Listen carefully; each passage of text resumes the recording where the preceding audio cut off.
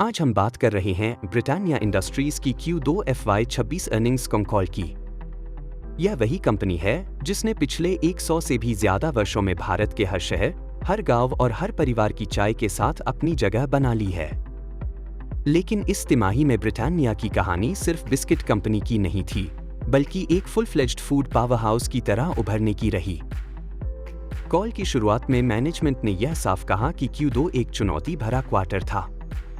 Monsoon delay, GST 2.0 roll out और rural markets में असमान रिकवरी की वजह से इंडस्ट्री डिमांड दबाव में रही।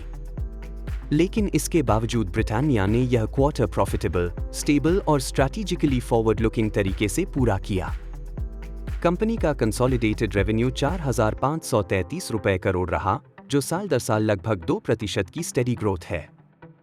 लेकिन बॉटम लाइन में आश्चर्यजनक रूप से 23% की वृद्धि हुई और कंपनी का नेट प्रॉफिट 610 रुपए करोड़ पर पहुंच गया।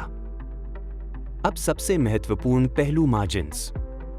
पिछले 6 से 7 तिमाहियों में कमोडिटी प्राइसेस में भारी गिरावट आई थी और सभी एनालिस्ट्स उम्मीद कर रहे थे कि इस गिरावट का पूरा फायदा कंपनी अब दिखाएगी। लेकिन मैनेजमेंट ने एक बहुत स्पष्ट स्टेटमेंट दिया, ब्रिटानिया अब मार्जिन मैक्सिमाइजेशन की नहीं, वॉल्यूम लीडरशिप की स्ट्रैटेजी पर काम कर रही है। इसका मतलब है कि कंपनी प्रॉफिट बढ़ा रही है, लेकिन अग्रेसिव प्राइसिंग और ग्रामेज स्ट्रैटेजी के जरिए वॉल्यूम्स की लड़ाई जीतने का फैसला कर चुकी है। यही कारण है कि इस क्वार्टर में भी ब्रिटानिया ने 17.6% ऑपरेटिंग मार्जिन मेंटेन किया, जबकि वॉल्यूम पर जोर जारी रखा। एक एनालिस्ट ने पूछा, क्या GST 2.0 ने इन्वेंट्री और बिलिंग पर नेगेटिव इंपैक्ट डाला?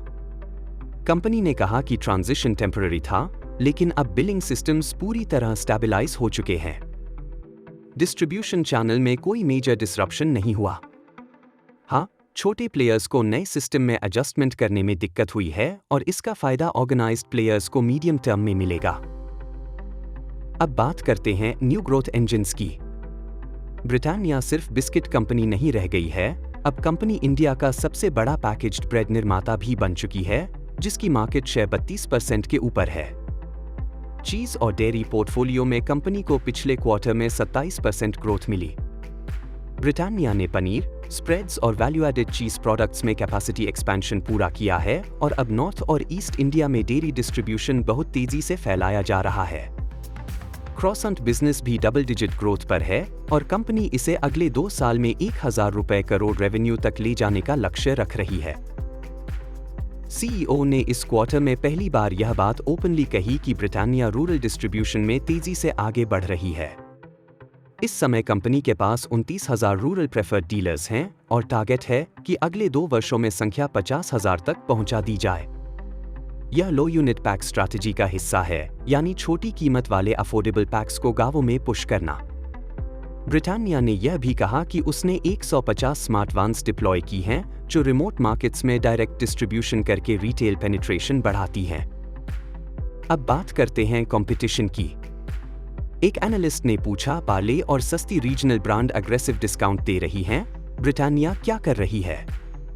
मैनेजमेंट ने स्पष्ट जवाब दिया, हम प्राइस वॉर नहीं करते, हम ब्रांड ट्रस्ट और प्रोडक्ट सुपीरियरिटी से जीतते हैं। यह सेम स्ट्रैटेजी पिछले 20 साल से काम कर रही है। मांग धीमी होने पर रीजनल प्लेयर्स मार्केट शेयर लेते हैं, लेकिन जैसे ही कमोडिटी इन्फ्लेशन आता है, वही प्लेयर्स बाहर हो जाते हैं और ब्रिटानिया शेयर वापस ले लेता है। आज भी ब्रिटानिया का भारत के ब्रांडेड बिस्किट सेक्टर में 34% शेयर है। अब एक बहुत महत्वपूर्ण बात, लीडरशिप। इस क्वार्टर में CEO बदलाव की घोषणा हुई है। वरुण बेरी अब एग्जीक्यूटिव वाइस चेयरमैन की भूमिका में रहेंगे और नए CEO होंगे रक्षित हार्गवे, जिनके पास यूनिलेवर और गोदरेज कंज्यूमर में व्यापक अनुभव है। वरुण बेरी ने साफ कहा, हमने एक फूड कंपनी की ऐसी मशीन बना दी है जो आने वाले वर्षों में हर कैटेगरी में विस्तार करेगी। अगले सवाल में एनालिस्ट ने पूछा, क्या आगे भी मार्जिन 17 से 18% रेंज में रहेगा? कंपनी ने कहा, हाँ, लेकिन हमारा लक्ष्य वॉल्यूम लेड प्रॉफिटेबल ग्रोथ है, यानी मार्जिन स्थिर हो लेकिन वॉल्यूम ग्रोथ डबल डिजिट में आए। एक और बड़ा संकेत आया, ब्रिटानिया ने कहा कि इंडेक्स प्राइसिंग स्ट्रैटेजी फिर से एक्टिव की जा रही है, यानी ग्रामेज कट्स और price PACS real time commodity moves के हिसाब से वापस लाए जा सकते हैं। यह वही तरीका है जिससे कंपनी ने 2022 में इन्फ्लेशन के दौरान एबिटा प्रोटेक्ट किया था। कुल मिलाकर यह क्वार्टर ब्रिटानिया के लिए वॉल्यूम डिफेंस, मार्जिन प्रोटेक्शन और पोर्टफोलियो एक्सपेंशन का क्वार्टर था। बॉटम लाइन स्ट्रॉन्ग रही, नए फूड कैटेगरीज तेजी से स्केल हो रहे हैं और रूरल ग्रोथ ब्लूप्रिंट अब बहुत स्पष्ट है। अगर आपको यह एनालिसिस पसंद आया हो तो वीडियो को लाइक जरूर करें, चैनल सब्सक्राइब करें और कमेंट में लिखें अगली कॉल किस कंपनी की करें। अंत में, यह वीडियो सिर्फ शिक्षा उद्देश्य से है, निवेश सलाह नहीं है। निवेश से पहले SEBI रजिस्टर्ड इन्वेस्टमेंट एडवाइजर से परामर्श करें।